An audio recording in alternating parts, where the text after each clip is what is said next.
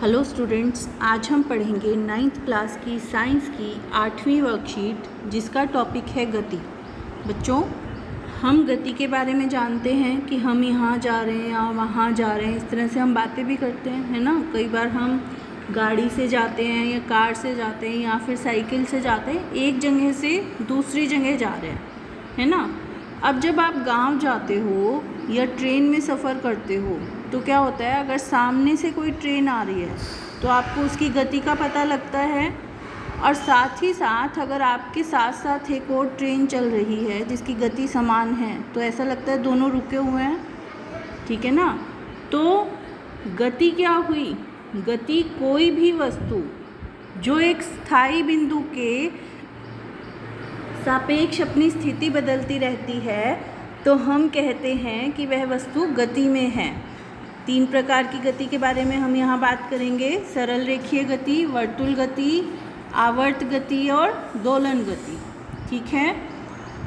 सरल रेखीय गति क्या है? सीधी रेखा में गति करना, सीधी रेखा में मूव करना, है ना, बिल्कुल सीधे सीधे चलते जाना, जैसे कि कोई वाहन चल रहा है, ठीक है। और इसी तरह से वृत्तीय गति, वृत्तीय गति में क्या है? वृत्तीय गति में सर्कल में, वृत्त में घूमेंगे, जैसे घड़ी की सुइयाँ घूम रही हैं या पंखा घूम रहा है या फिर कोई बहुत बड़ा झूला घूम रहा है। इसी तरह से अब जब आप झूला झूलते हो, एक पॉइंट के आगे पीछे घूमते हो तो वो गति है दोलन गति और उसे कहेंगे आवर्त गति। इसी तरह से दोलन वाली घड़ी में दोलन लगा हुआ होता है तो वो क्या करता है, एक ही पॉइंट के साइड्स में घूमता रहता है। ये है आवर्त गति या दोलन गति, ठीक है। अब दूरी क्या हुई?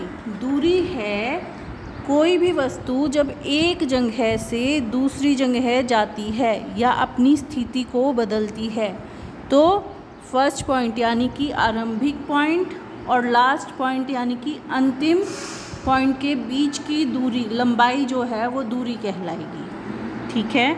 अब यहाँ चित्र दिया हुआ है जहाँ एक कार मूव कर रही है और ये कार क्या है, पेड़ के पास से ए पॉइंट से चली और बी तक गई और कुल दूरी इसने कितनी तय की? यहाँ तक की लंबाई कितनी है? 10 किलोमीटर है, तो इसने यानी कि 10 किलोमीटर की दूरी तय की। अब कुछ प्रश्न देखते हैं। पहला प्रश्न है, 3 प्रकार की गति के नाम लिखिए, प्रत्येक के उदाहरण दीजिए। तो 3 प्रकार की गति कौन सी है? सरल रेखीय गति, वर्तुल गति, दोलन गति और आवर्त गति, ठीक है। सरल रेखीय गति का उदाहरण सीधी सड़क पर चलते हुए वाहन, वर्तुल गति का उदाहरण झूला और दोलन गति का उदाहरण दीवार घड़ी का लोलक या झूला झूलते हुए बच्चा।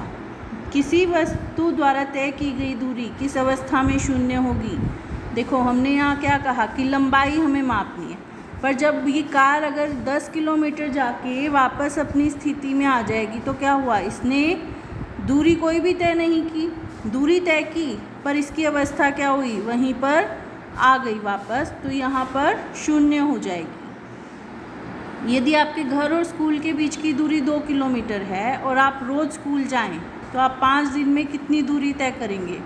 देखो, यहाँ पर 2 बातें हैं कि सिर्फ हमें स्कूल जाने की दूरी निकालनी है, घर से स्कूल तक की, या घर से स्कूल और स्कूल से घर, तो दोनों बातें करेंगे।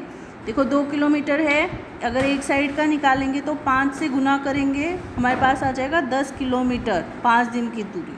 और अगर हम दोनों साइड की दूरी देखेंगे तो 2 गुना 5 और गुना 2, तो वहाँ पर आ जाएगा 20 किलोमीटर। पृथ्वी लगातार घूम रही है और गति कर रही है, तो इसका क्या अर्थ हुआ कि पेड़ भी गति कर रहे हैं? हाँ, पृथ्वी अपनी गति कर रही है और पृथ्वी के साथ साथ पेड़ घूम रहे हैं, बट क्योंकि हम भी उसी के साथ घूम रहे हैं, है ना, तो हमें क्या लगता है कि पेड़ स्थायी हैं, जबकि हम एक जगह से दूसरी जगह पृथ्वी पर जा सकते हैं तो हम गति में रहते हैं, ठीक है बच्चों। तो ये थी हमारी आज की वर्कशीट। आई होप आपको समझ आई होगी और अब आप इसको ईज़िली कर पाओगे। Thank you.